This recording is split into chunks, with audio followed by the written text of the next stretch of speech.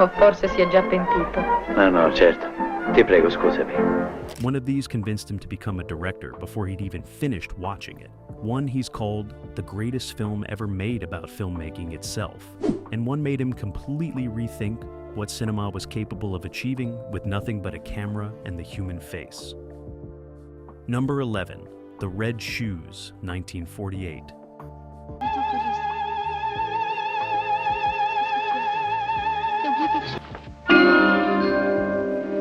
The Belly of the Red Shoes is from... Michael Powell and Emmerich Pressburger made this one for the Archers production company, with Technicolor cinematography, so vivid and so precisely controlled that Scorsese has said, watching it as a child felt like a religious experience.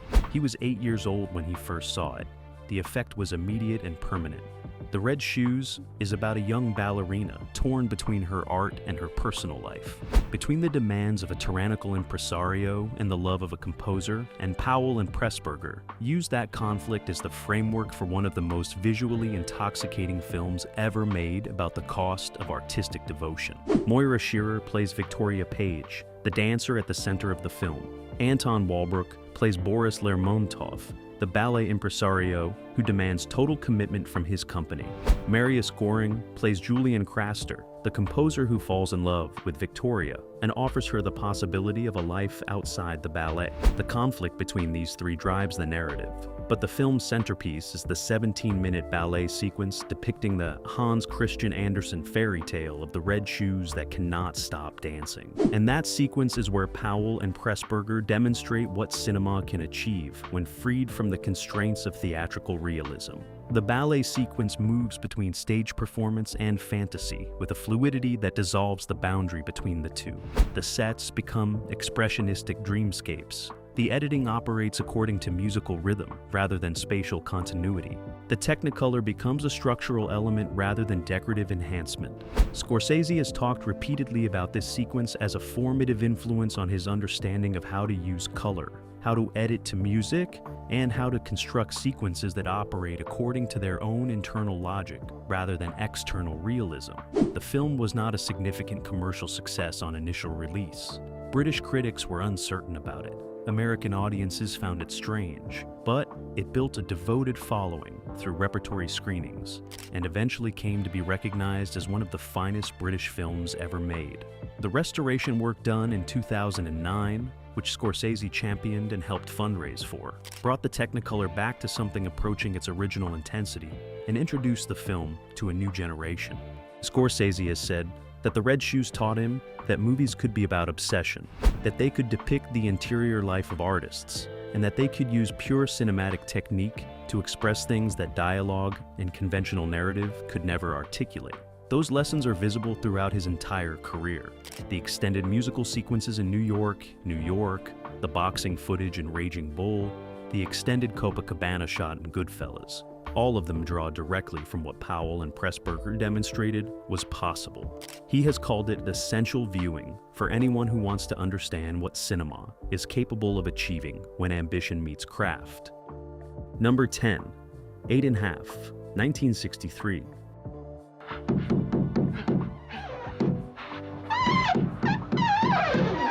Federico Fellini made this one after the enormous commercial and critical success of La Dolce Vita, and delivered something so formally audacious and so nakedly autobiographical that it essentially created a new template for how filmmakers could make films about the process of making films. Scorsese encountered it in his early 20s and has described the experience as overwhelming, a film that seemed to give him permission to be personal, to be ambitious, and to acknowledge the chaos and uncertainty of the creative process rather than pretending it was orderly and controlled. Marcello Mastroianni plays Guido Anselmi, a film director suffering creative and spiritual crisis while attempting to make a science fiction film he no longer believes in. The film moves fluidly between Guido's memories, his fantasies, his professional obligations, and his attempts to navigate relationships with his wife, his mistress, his producer, and the actors waiting for direction he cannot provide. Fellini constructs the entire film as a portrait of a mind in disarray, and the formal techniques he uses to depict that disarray became immediately influential on a generation of filmmakers who recognized they were seeing something genuinely new. The dream sequences blend seamlessly into the realistic sequences. Past and present occupy the same frame. Fantasy and memory are given equal weight to documented fact. Nino Rota's score moves between circus music and melancholy romanticism with the same fluidity the film applies to its temporal and spatial logic. The cinematography by Gianni Di Venanzo uses high-contrast black and white to create a world that feels simultaneously specific and dreamlike. Scorsese has talked about how 8½" gave him the courage to make films that were structurally unconventional, films that prioritized emotional truth over narrative clarity. The structure of Taxi Driver, which moves through Travis Bickle's distorted perception of New York without explaining or correcting that distortion, owes a direct debt to what Fellini demonstrated was possible here. The fantasy sequences in After Hours, the memory structure of The Age of Innocence, the extended hallucination sequences in Bringing Out the Dead, all of them use techniques that Fellini pioneered in 8½". The film won the Academy Award for Best Foreign Language Film, and has appeared on virtually every serious list of the greatest films ever made. It is taught in film schools as essential text. Scorsese has shown it to collaborators as a way of explaining what he is trying to achieve when conventional script analysis fails to capture his intentions. He has called it the greatest film ever made about what it actually feels like to make a film, which is to say a portrait of confusion, doubt, and occasional moments of clarity that feel like grace. Number 9, Bicycle Thieves, 1948.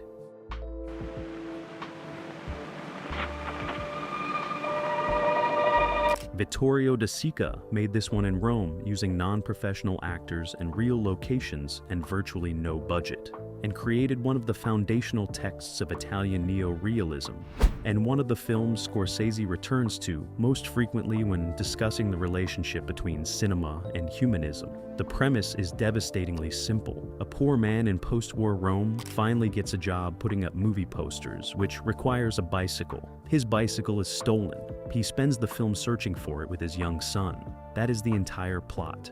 What De Sica builds on that framework is a portrait of poverty, dignity, desperation, and the specific humiliation of being powerless in a world that does not care about your suffering. Lamberto Maggiorani plays Antonio Ricci, the father, and Enzo Staiola plays Bruno, his son. Neither were actors. Maggiorani was a factory worker. Staiola was a child De Sica found and cast based purely on his face.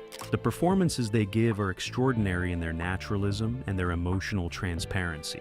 The film watches them move through Rome searching for the bicycle, and gradually De Sica constructs a portrait of an entire society through the accumulation of small encounters, small humiliations, small moments of connection and disconnection.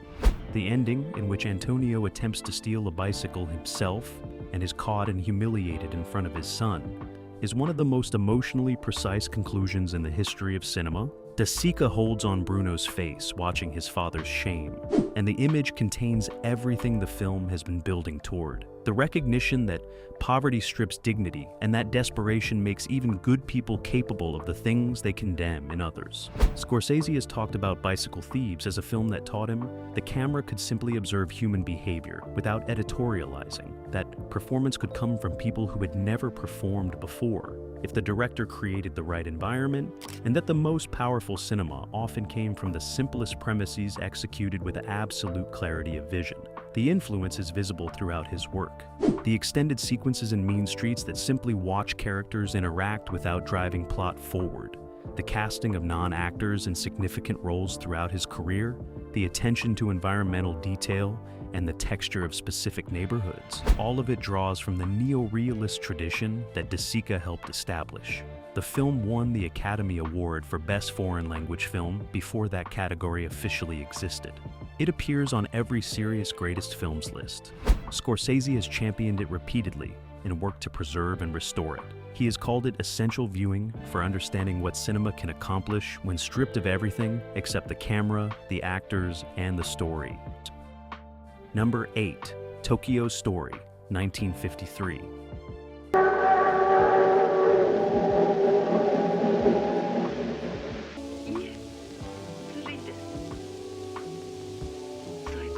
Yasujiro Ozu made this one in Japan using his signature low camera position and his equally signature formal restraint, and delivered what many critics, Scorsese included, consider the finest film ever made about family, aging, and the unbridgeable distances that develop between parents and children, despite love and despite good intentions. The film follows an elderly couple who travel from their rural village to visit their adult children in Tokyo, and discover that their children, absorbed in their own lives and careers, have little time or emotional space for them. That premise could have produced melodrama or sentimentality. In Ozu's hands, it produces something far more devastating, precisely because it refuses both. Chishu Ryu plays the father, and Chieko Higashiyama plays the mother, with performances of extraordinary quietness and dignity. Their children are not presented as villains.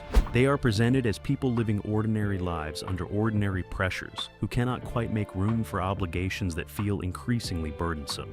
The only person who shows the elderly couple genuine warmth is their widowed daughter-in-law, who has the least material reason to do so. Ozu observes all of this without judgment and without obvious emotion, letting the accumulation of small moments build toward conclusions the audience reaches independently. Scorsese has talked about Ozu's formal discipline as one of the most radical approaches to filmmaking he has ever encountered. The camera never moves. It sits at the height of someone kneeling on a tatami mat. The cuts respect spatial continuity with an almost mathematical precision. The compositions are symmetrical and still, and yet within those extraordinary constraints, Ozu achieves an emotional depth that more visually flamboyant filmmaking rarely approaches. The final sequences of Tokyo Story, in which the mother dies and the father sits alone, are among the most quietly devastating in cinema. The influence on Scorsese is visible in unexpected places: the formal restraint of silence, the attention to ritual and gesture, the willingness to let scenes play out in real time without editorial intervention, all reflect lessons Scorsese absorbed from Ozu. He has said that Ozu taught him that withholding technique could be more powerful than deploying it, that stillness could generate more intensity than movement, and that the camera's relationship to human beings required thought and intention, rather than simply following conventional coverage patterns. Tokyo Story was not widely seen outside Japan for years. The international distribution was limited, but as Ozu's reputation grew, particularly in France, where critics recognized his importance early, the film became recognized as his masterpiece. Scorsese has championed it consistently and included it on his personal lists of essential films. He has called it required viewing for anyone who wants to understand how cinema can achieve profundity through simplicity. Number 7. The Leopard, 1963.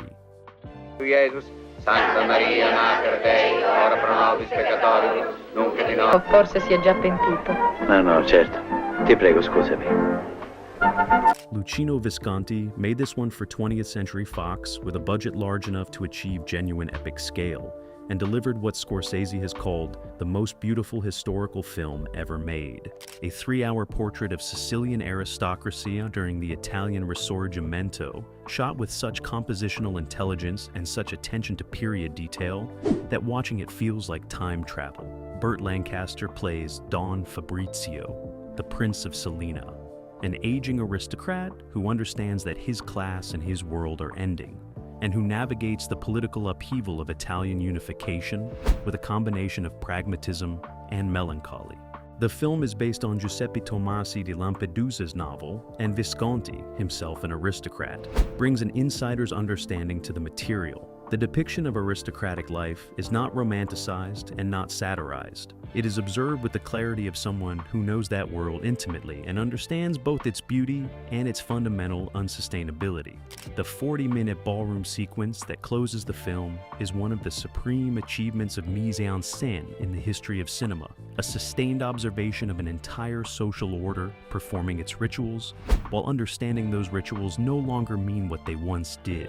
Scorsese has talked about The Leopard as a film that taught him the camera could be painterly without being static, that historical recreation could achieve authenticity through accumulation of detail rather than through explicit explanation, and that epic scale could contain genuine intimacy if the filmmaker maintained discipline.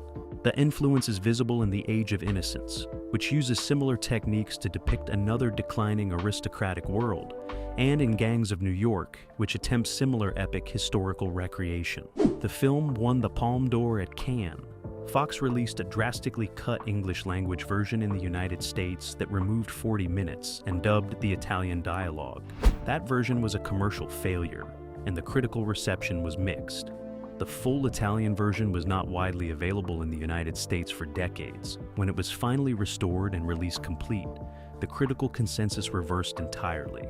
Scorsese was instrumental in that restoration work, and in bringing attention to what Fox had done to Visconti's original vision.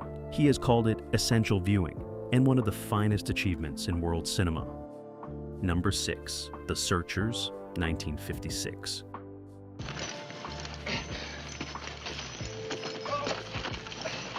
John Ford made this one for Warner Brothers with John Wayne in a role that subverted and complicated everything the actor had represented for 2 decades. Scorsese has called it the film he returns to most frequently, a Western that operates simultaneously as mythic American narrative and as sustained critique of that same mythology. Wayne plays Ethan Edwards, a Confederate veteran who returns to Texas after the Civil War and spends years searching for his niece, captured by Comanche raiders. The question the film asks, never quite answering it cleanly, is whether Ethan intends to rescue her or kill her for having lived among the Comanche.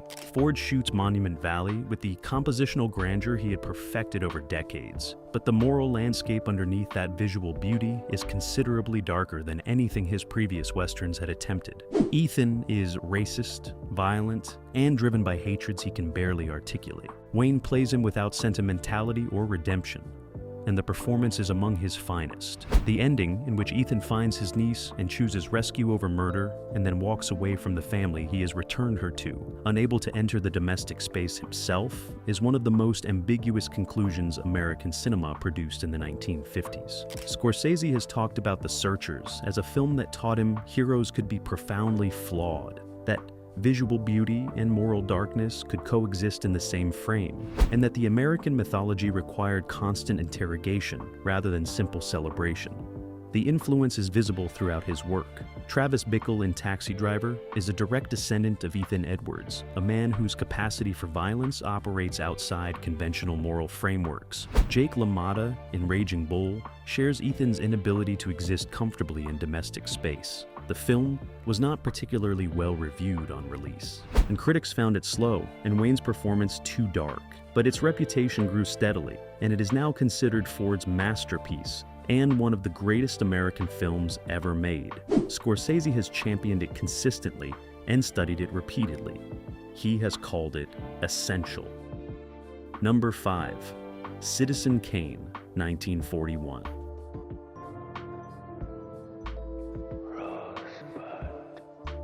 The enigma of it is Kane itself, Kane himself. You don't know him. You can't get to know him. Orson Welles made this one for RKO at 25 years old and revolutionized American filmmaking so completely that its influence became almost impossible to trace because it saturated everything that followed. Scorsese encountered it as a film student and has said the experience was simultaneously inspiring and intimidating, watching someone barely older than himself demonstrate complete mastery of every cinematic element simultaneously. The film follows Charles Foster Kane from childhood through his rise as a newspaper magnate and eventual isolation, told through fragmented flashbacks as a reporter investigates the meaning of Kane's dying word, Rosebud. Greg Toland-Duran's deep focus cinematography keeps foreground and background in simultaneous sharp focus, creating compositions of extraordinary depth and complexity. The editing by Robert Wise moves between time periods with a fluidity that was genuinely radical in 1941. The narrative structure, which reveals information out of chronological order and from multiple perspectives, was equally revolutionary. Bernard Herrmann's score operates with the same formal inventiveness as every other element. Scorsese has talked about Citizen Kane as a film that demonstrated every technique cinema possessed, deployed simultaneously at the highest possible level. The low-angle shots looking up through ceilings, the overlapping dialogue, the extended takes, the montage sequences compressing years into minutes. All of it was done better here than it had been done before, and better than most filmmakers have managed since. The breakfast table sequence, depicting the deterioration of Kane's first marriage through a series of brief encounters across years, is one of the most efficient pieces of visual storytelling ever achieved. The film was a commercial failure on release. Newspaper magnate William Randolph Hearst, recognizing himself in Kane, used his considerable influence to limit its distribution. Critical reception was strong, but not rapturous. His reputation grew gradually, and by the 1960s, it had become the consensus choice for greatest film ever made, a position it held in Sight and Sound polls for decades. Scorsese has used Citizen Kane as teaching text throughout his career. He has screened it for collaborators, referenced it in interviews, and studied its techniques exhaustively. He has called it required viewing for understanding what cinema can achieve. Number 4. 2001, A Space Odyssey, 1968.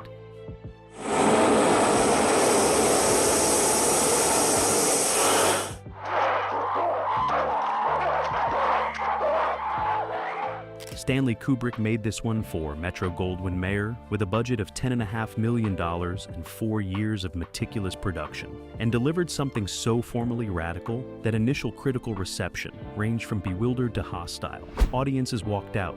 Reviewers complained it was incomprehensible, and then the film found its audience through repeat viewings and word of mouth, and gradually came to be recognized as one of the supreme achievements in the history of the medium. Scorsese saw it on initial release and has described being overwhelmed by its ambition and its complete indifference to conventional narrative expectations. The film has virtually no dialogue for extended sequences. The human characters are deliberately flat and effectless. The true protagonist is arguably HAL 9000, the artificial intelligence controlling the spacecraft, who is more emotionally complex than any of the humans. Kubrick and cinematographer Jeffrey Unsworth created images of such compositional perfection and such visual clarity that the film still looks more sophisticated than most science fiction made 50 years later. The special effects, supervised by Douglas Trumbull, were achieved entirely practically and have never been surpassed. The final sequences, in which astronaut Dave Bowman travels beyond Jupiter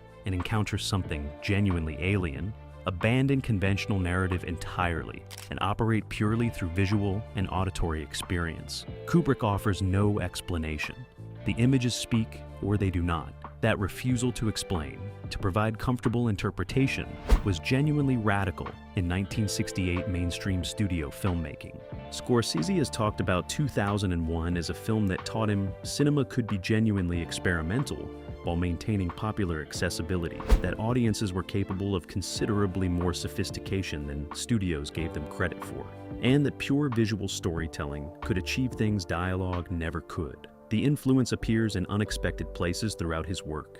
The extended wordless sequences in silence, the formal precision of his compositions, the willingness to trust audiences to interpret rather than explaining everything explicitly.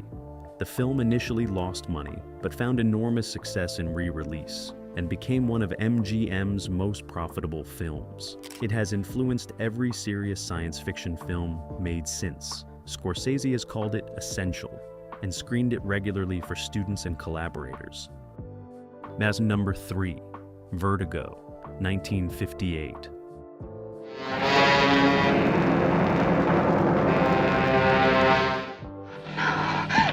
I heard voices. Alfred Hitchcock made this one for Paramount Pictures, with James Stewart and Kim Novak, and delivered what many critics, Scorsese emphatically included, consider the greatest film about obsession ever made. Stewart plays Scotty Ferguson, a retired detective suffering from acrophobia, who is hired to follow the wife of an old friend. He becomes obsessed with her. She apparently dies, and then he encounters a woman who resembles her, and attempts to remake her into the dead woman's image. The film is about desire, death, and the specifically masculine delusion that women exist primarily as objects for projection and reconstruction. Hitchcock and cinematographer Robert Burks created a visual style of feverish romanticism, using color and composition to depict Scotty's increasingly distorted perception. The famous Vertigo shot, combining zoom and dolly in opposite directions, visualizes psychological disorientation through pure technique. Bernier Herrmann's score is one of his finest, romantic and obsessive and increasingly unhinged as the film progresses. The film was a commercial disappointment on release, and critical reception was mixed. Hitchcock was accused of making something too dark and too unpleasant. Audiences found Stewart's character unsympathetic. The film's reputation reversed gradually, and by the 1990s, critical consensus had shifted entirely. The Sight and Sound poll in 2012 placed it above Citizen Kane as the greatest film ever made. Scorsese has talked about Vertigo as the film that taught him obsession could be the subject, rather than merely the motivation, that disturbing psychology could be depicted without judgment or comfortable distance, and that technique could express interior states that dialogue could never articulate. The influence is everywhere in his work. Travis Bickle's obsession with Betsy in Taxi Driver, Jake LaMotta's jealousy in Raging Bull, and Wes Howard Hughes' deterioration in The Aviator, all draw directly from what Hitchcock achieved here. The film's treatment of male obsession and female objectification has generated sustained critical debate. Hitchcock depicts something genuinely disturbing without condemning it explicitly, which is either the film's great achievement or its fundamental moral failure. Scorsese has engaged with both interpretations and called it essential viewing regardless. Number 2. The Battle of Algiers, 1966. Allez la pointe, je te donne encore 30 secondes.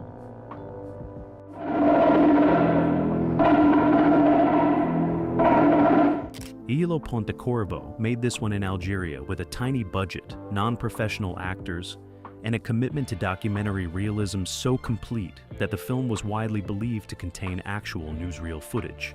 It does not. Every frame is staged. The achievement is that Pontecorvo made fictional recreation indistinguishable from documentary record. The film depicts the Algerian uprising against French colonial rule, the French military response, and the tactics both sides employed. It is one of the most politically complex films ever made about asymmetric warfare, and remains genuinely relevant decades later. Pontecorvo refuses to simplify either side. The Algerian National Liberation Front uses terrorism, including bombing cafes full of civilians. The French military uses torture systematically. The film depicts both with the same unflinching attention and refuses to editorialize about which is justified.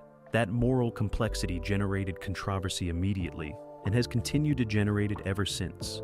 The film was banned in France until 1971. It has been studied by military strategists, revolutionary movements, and counterinsurgency planners with equal attention. Ennio Morricone composed the score, one of his earliest major works, and the music operates with the same documentary restraint as the images. The handheld camera work, the natural lighting, the use of real Algiers locations all combine to create something that feels captured rather than constructed. Scorsese has championed the Battle of Algiers consistently and included it in his essential films lists repeatedly.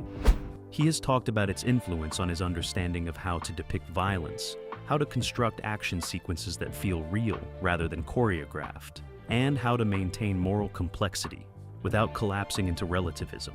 The street sequences in Mean Streets, the violence in Gangs of New York, the crowd scenes in The Irishman, all draw lessons from Pontecorvo. The film won the Golden Lion at Venice. It was nominated for 3 Academy Awards, including Best Director and Best Original Screenplay. It remains studied in film schools and military academies simultaneously, which tells you something about its sustained relevance. Number 1, Paisan, 1946. Legozzo! Legozzo! Legozzo! State bassi! Da che parte spara? Spara una mitragliatrice da via. Roberto Rossellini made this one in Italy immediately after World War II, with minimal budget, borrowed film stock, and a determination to document what the war had done to his country, before memory sanitized the reality. The film consists of 6 episodes following the Allied invasion of Italy, from Sicily to the Po Valley, each depicting encounters between American soldiers and Italian civilians. There is no conventional plot. There are no stars. Several episodes end without resolution. People die randomly. Communication fails. and what emerges is one of the most devastating portraits of war's impact on ordinary people ever committed to film. Rossellini shot with whatever resources he could assemble. Some episodes use professional actors, others use whoever was available. The cinematography is rough and immediate. The sound recording is primitive, and none of that diminishes the power of what he captured. The final episode, set in the Po Valley marshes where Italian partisans and Allied soldiers fight German forces, is as brutal and as honest as anything made about combat during that period. Scorsese encountered Paisan young and has described it as a revelation, a film that demonstrated cinema could be immediate and could document reality without the filter of studio production.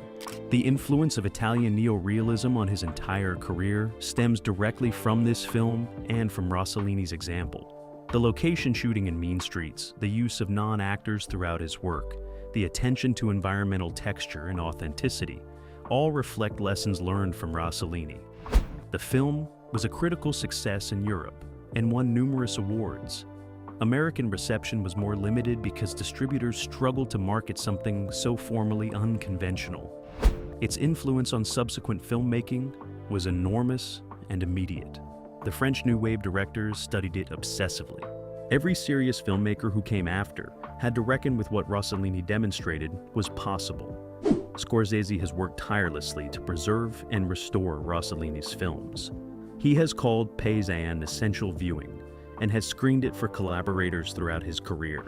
He has said it taught him what cinema actually was. These 11 films represent decades of cinema across multiple countries and multiple movements, from Italian neorealism to French New Wave to American studio filmmaking at its peak. Scorsese has championed them consistently throughout his career, screened them for students and collaborators, and returned to them repeatedly for lessons and inspiration.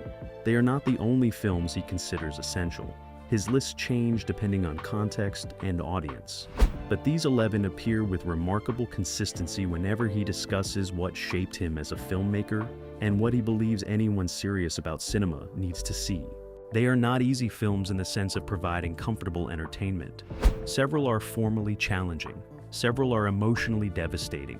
All of them demand attention and reward it. They represent what cinema can achieve when ambition meets craft and when filmmakers refuse to settle for anything less than their complete vision. Scorsese learned from them. Everyone who watches them seriously will learn something too. They are available. They are waiting. And according to one of the greatest filmmakers who ever lived, they are absolutely essential.